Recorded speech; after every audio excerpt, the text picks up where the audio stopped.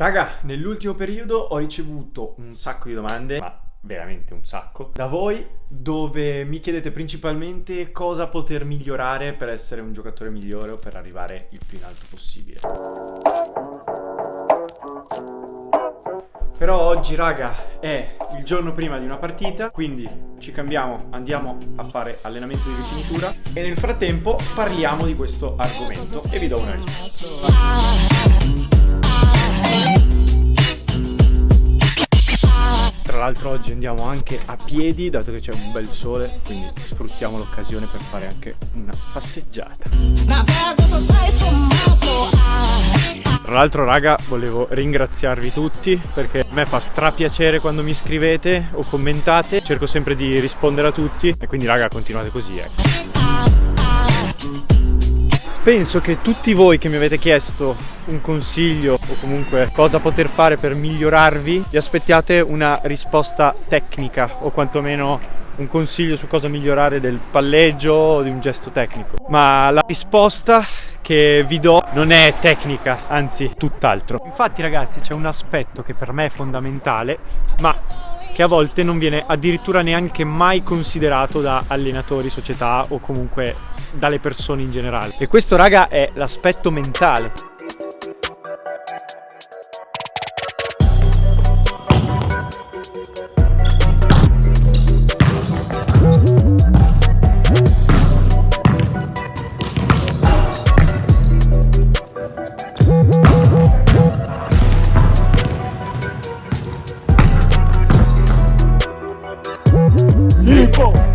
Ciao!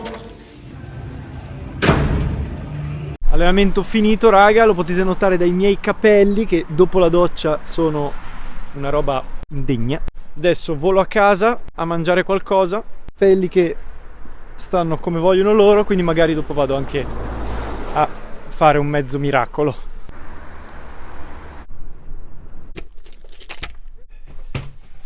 Infatti, raga, se avete visto le partite dello scorso anno quando giocavo in Italia, avete visto sempre un Nick comunque senza paura, senza ansia di entrare, che faceva sempre degli ingressi, a parer mio, buoni.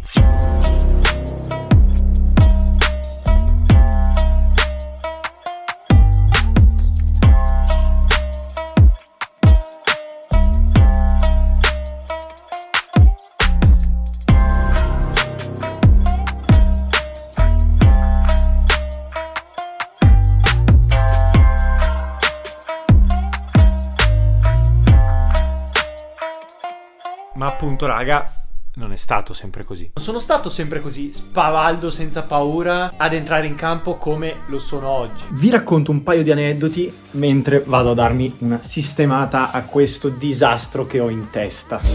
Mi ricordo come se fosse ieri il mio esordio in Champions League. Ero appunto a Modena, all'interno del Palapanini, che chi lo conosce, e penso tutti lo conosciate, cioè è il sogno di ogni bambino, ogni ragazzino, ogni giocatore anche adulto, poterci giocare dentro. Io appunto stavo facendo il mio esordio dopo mesi di stop, dato che ero al mio rientro dal primo vero infortunio che ho avuto alla retina. E niente, raga, quindi partite di Champions, siamo in vantaggio di parecchi punti, l'allenatore decide di buttarmi nella mischia, così, di botto. Raga, non vi nego che avevo le mani che sembravano un pezzo di ghiaccio preso dal Polo Nord, le gambe che tremavano. Entro in campo con tutti che mi danno una pacca sulla spalla, come si vuol dire. Battuta loro, dobbiamo fare side out, battono, ricezione sui 3-4 metri e il buon Nick, da esordiente qual è la palla che proprio vuole alzare per facilitarsi la vita, una bella 7 dai 4 metri. Ovviamente, raga, è uscita bassa come il nastro della rete, non è riuscita ad attaccare,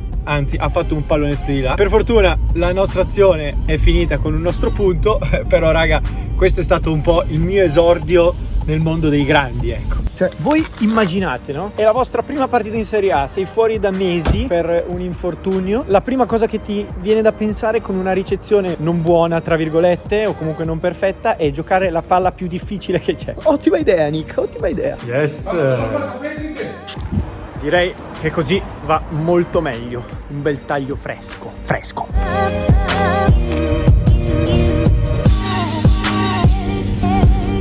La storia del mio esordio, raga, è solo per dirvi che io ero veramente ossessionato di arrivare, di dimostrare qualcosa a qualcuno. Però, raga, sbagliavo, cazzo. E purtroppo questo l'ho imparato col tempo, anzi, lo sto ancora imparando. Perché mettersi troppa pressione addosso, raga, o farsi prendere dall'ansia di voler far bene perché se no succede un casino, no, raga, non va bene. E se adesso vi sto parlando di questo è perché le prime volte che venivo chiamato in campo mi succedeva spesso avere queste emozioni o fare dei pensieri negativi, tra virgolette. E raga, questa è una sensazione brutta quando entri in campo, perché almeno per me era come se un po' mi mancasse il fiato quando entravo in campo. E questa sensazione, raga, ti fa passare la voglia anche di giocare o di divertirti, perché non è piacevole. Poi, crescendo e maturando, ho imparato a gestirla e ad affrontarla questa emozione. Infatti, raga, adesso c'è sempre quell'ansietta prima della partita, come è normale che sia, ma è quella sensazione, quell'emozione giusta, buona, che fa bene, che ti dà quella scarica di adrenalina che poche altre cose ti riescono a dare. Ho imparato anche a non pensare solo alla pallavolo. E questa, raga, voglio che sia chiaro, non è una cosa negativa e non deve essere interpretata come una cosa negativa. Anche il fatto che, per esempio, sono qua il giorno prima della partita che sto facendo un video o comunque sto registrando un video anche per tenermi un po' la mente occupata e non pensare solo a quello che magari può appunto portarmi a pensare delle cose negative. E questo è non pensare sempre alla pallavolo, perché come vi ho già detto nello scorso video, io un po' di tempo fa ero veramente ossessionato dalla pallavolo e quando le cose andavano bene era tutto ok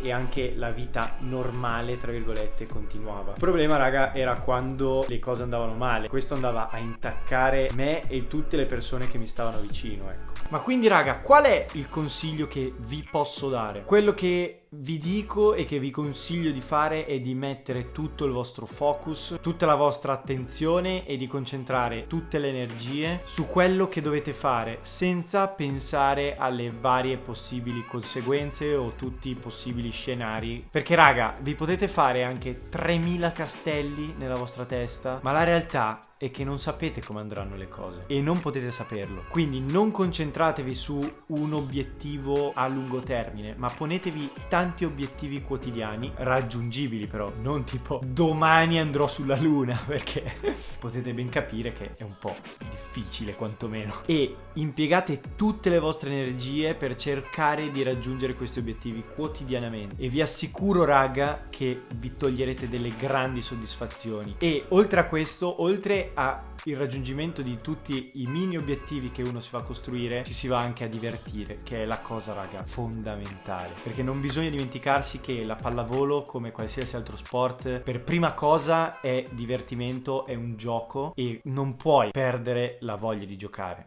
Perché, raga, se ho imparato una cosa è che le cose puoi fare bene o le puoi fare male, ma l'importante, raga, è farle. E se sei bloccato dall'ansia o dalla pressione che ti metti, le cose non le fai. Adesso però, raga, è anche giunta l'ora di fare la nanna. Va bene staccare la testa, ma domani è sempre game day. Io, ragazzi, come al solito vi voglio bene, siamo sempre di più e mi fa molto piacere. Ti ricordo, se non sei iscritto, di iscriverti al canale. Se avete domande, commenti, eccetera, fateli, non fatevi problemi, che io rispondo sempre a tutti. E niente, raga, vi saluto, buonanotte e ci vediamo alla prossima.